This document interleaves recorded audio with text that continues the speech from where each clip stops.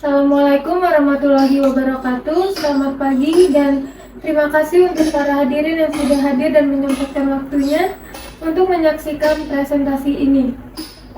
Tujuan adanya penyuluhan ini agar masyarakat Indonesia memiliki mindset yang bisa membuat Indonesia menjadi negara maju, dan nanti pada akhir presentasi akan diberikan beberapa solusi yang bisa masyarakat Indonesia lakukan agar Indonesia menjadi negara maju.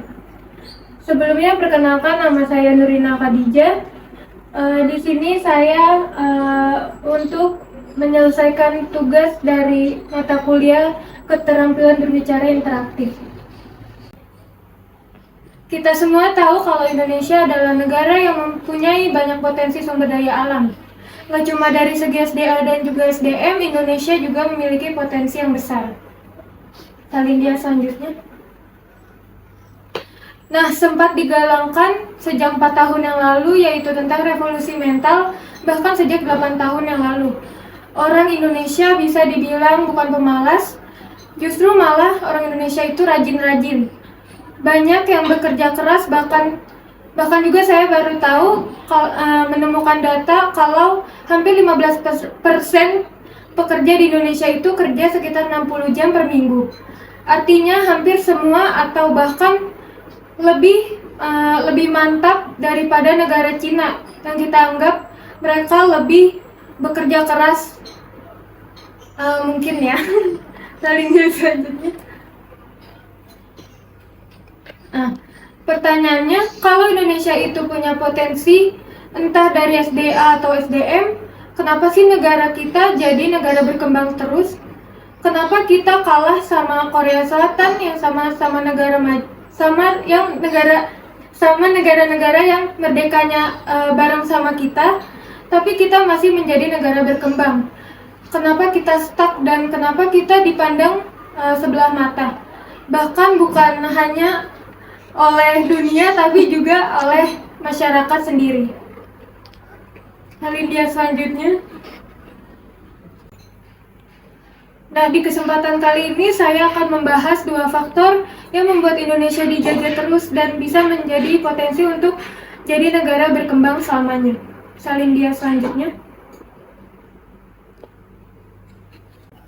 Faktor pertama yang akan kita bahas yaitu kenapa Indonesia itu stuck dan kemungkinan besar akan menjadi negara berkembang selamanya adalah karena kita susah berkompetisi dengan negara-negara maju, dan bisa jadi negara-negara maju juga cenderung pengen status quo seperti sekarang, di mana Indonesia selamanya jadi negara berkembang. Statement ini sebenarnya sangat kontroversial dan konspiratif. Sebenarnya ada benarnya juga karena semua negara pasti kompetitif. Pasti semua di dunia pengen maju, dan gak jarang negara yang pengen maju atau yang sudah maju itu akhirnya berkompetisi dan secara sengaja atau tidak sengaja akhirnya mencoba untuk merugikan Indonesia secara langsung maupun tidak langsung. Faktor yang ketiga ini, negara kita terjebak di middle income trap. Middle income trap adalah fenomena di mana pendapatan negara kita stuck di sana-sana saja. Jadi nggak bisa dibilang negara maju, nggak bisa dibilang negara berkembang, jadi stuck di tengah aja. Kenapa? Karena industri kita nggak berkembang, tapi gaji-gaji orang makin mahal. Jadinya orang mager untuk berbisnis dan mager juga untuk ekspor. Belum nanti bahan mentahnya habis, ya jadinya negara kita semakin miskin pada akhirnya. Makanya ini juga sudah disampaikan oleh Lord Luhut, bahkan Pak Jokowi, sampai bilang kalau misalnya kita pengen ngebangun kemitraan sama negara luar, maka kemitraan itu harus didasarkan pada kesetaraan dan tidak boleh ada pemaksaan untuk ekspor maupun impor. Halindia selanjutnya. Nah, Halindia selanjutnya. Nah, tadi kita sudah bersama-sama menyimak faktor eksternal. Tapi jangan lupa juga ada faktor internal. Faktor internal ini penting banget, adalah faktor mental. Saya akan membahas faktor psikologis dan mental masyarakat Indonesia lewat satu penelitian unik yang saya temukan, yang berjudul Karakter Masyarakat Indonesia Berdasarkan Peribahasa. Kita bisa melihat sebenarnya mental sebuah negara itu dari prinsip hidup yang dipegang. Dan itu bisa dilihat dari peribahasa yang ada dalam negara itu sendiri. Contohnya negara Jepang. Mereka punya prinsip kaizen. Mereka menghargai waktu dan proses. Halindia selanjutnya. Nah, sekarang kita coba lihat karakter orang Indonesia berdasarkan peribahasa. Nah, para hadirin, apakah tahu arti dari peribahasa yang nomor 1? Enggak tahu, Kak. Enggak, Kak. Nah, karena belum tahu, jadi yang pertama, orang Indonesia kalau dari peribahasanya itu berpandangan bahwa hidup yang baik sama dengan hidup yang sederhana. Jadi ini tampak dari peribahasa yang mana bisa dibilang asal ada, kecil pun ada, yang artinya ya kalau kamu nggak dapat banyak, sedikit pun juga nggak apa-apa. Nah, kalau peribahasa yang kedua, hadirin ada yang tahu maksudnya? Itu lebih ke kita harus lebih banyak bersyukur ya Kak? Ya, benar, bisa juga. Jadi, peribahasa yang kedua ini adalah resep utama untuk hidup yang baik. Ala orang Indonesia adalah bersyukur. Peribahasanya lihat ke bawah, jangan cuma lihat ke atas. Kedua peribahasa tadi bisa dibilang sudah cukup mengakar untuk masyarakat Indonesia. Salin dia selanjutnya. Nah, ada juga istilah dalam psikologi adalah the gratitude trap. Ini terjadi ketika bersyukur malah bikin kita punya perasaan bersalah, perasaan malu, perasaan frustasi, dan perasaan negatif. Ketika kita sebenarnya terpaksa gitu untuk menerima keadaan dan terpaksa bersyukur. Nah, kalau kita bawa ke ranah yang lebih luas, mulailah kelihatan dampak bersyukur yang salah. Contohnya sumber daya alam yang diambil oleh pihak asing, ya nggak apa-apa bersyukur aja gitu. Negara lain banyak yang lebih parah dari kita, sampai krisis air, pangan, maupun gaji untuk para karyawan di negaranya. Salin dia selanjutnya. Nah, terus apa yang kita lakuin? Nah, ini ada 3 solusi.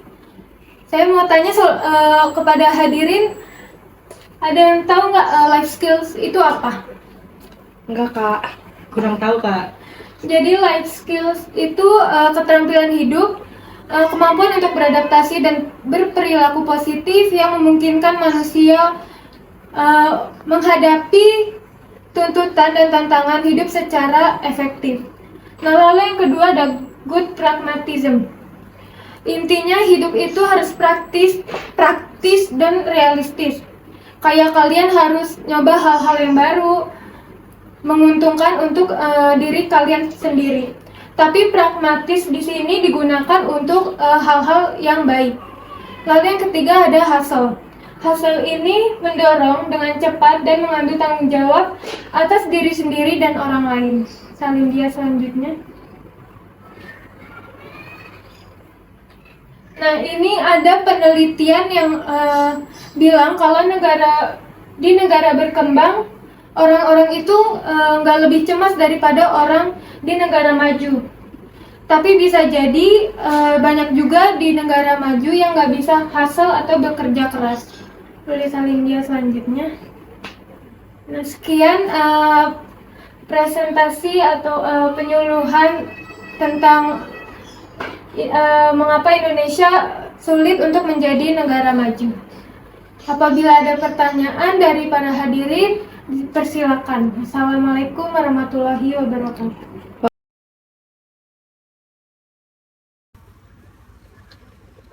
Pertanyaan saya, kira-kira apa saja ancaman yang didapatkan oleh negara kita, yaitu negara Republik Indonesia, ketika Indonesia berhasil menjadi negara maju? Terima kasih. Baik, tadi sudah ada beberapa pertanyaan dari para hadirin. Izinkan saya untuk menjawab pertanyaan yang pertama, yaitu dari Mbak Jihan. Pertanyaannya, apa saja ancaman yang didapatkan Republik Indonesia bila berganti jadi negara maju? Dampaknya yang jelas dari GSP ini, kan memang setelah Indonesia dikeluarkan dari list negara berkembang, langkah berikutnya pastinya evaluasi terhadap fasilitas GSP.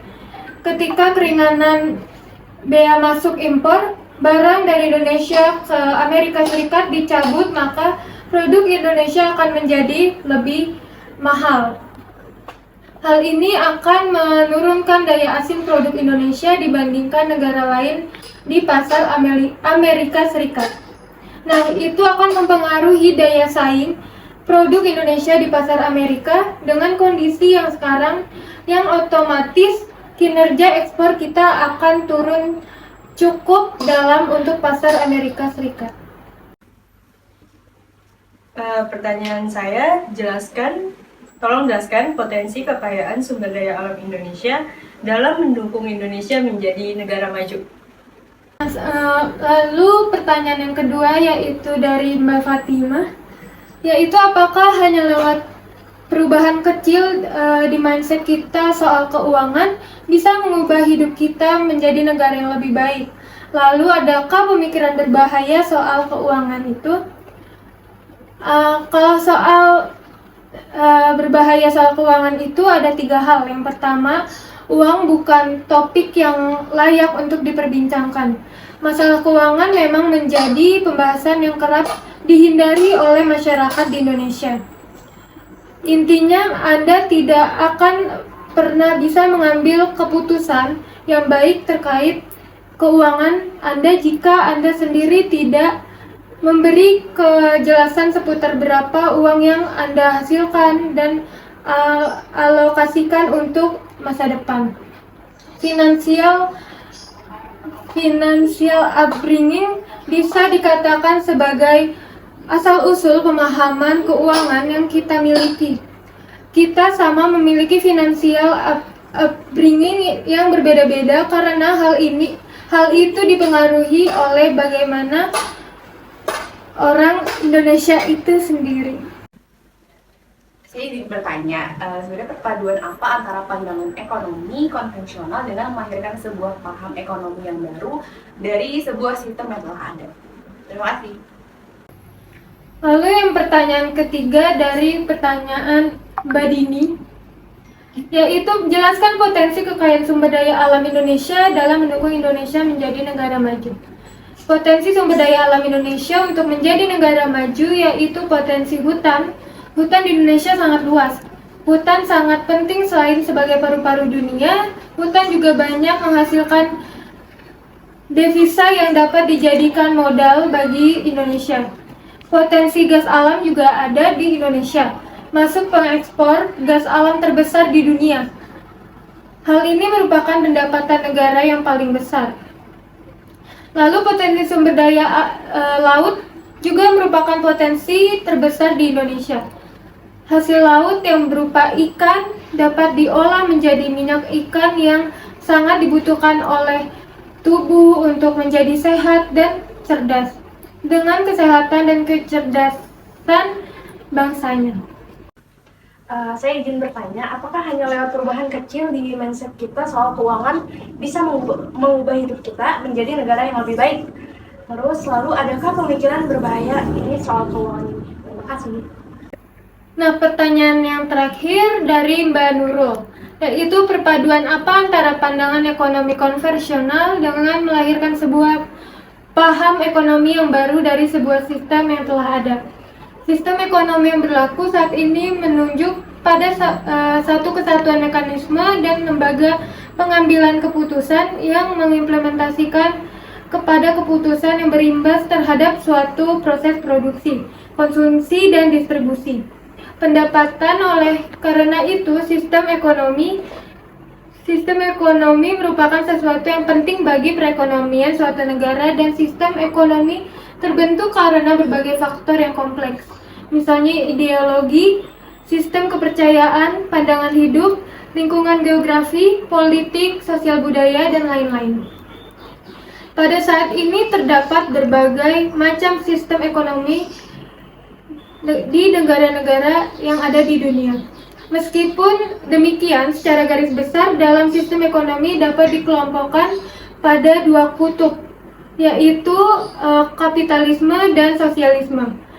Dan dalam perkembangannya terdapat sistem-sistem yang lain seperti welfare state, kapitalisme, market socialism, democratic socialism yang pada dasarnya bekerja pada bingkai kapitalisme dan sosialisme. Seiring dengan sejak runtuhnya Uni Soviet, sistem sosialisme dianggap telah tumbang bersama runtuhnya Uni Soviet tersebut.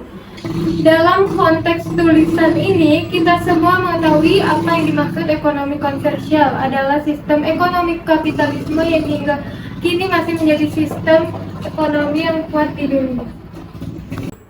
Sekian penyampaian materi mengenai mindset toksik masyarakat Indonesia membuat Indonesia susah maju. Semoga materi ini bisa menjadi solusi bagi masyarakat Indonesia agar kedepannya bisa menjadi masyarakat yang dapat membantu Indonesia menjadi negara maju dan tidak stuck saja menjadi negara berkembang. Sekian, maaf bila banyak kesalahan. Wassalamualaikum warahmatullahi wabarakatuh. Waalaikumsalam warahmatullahi wabarakatuh.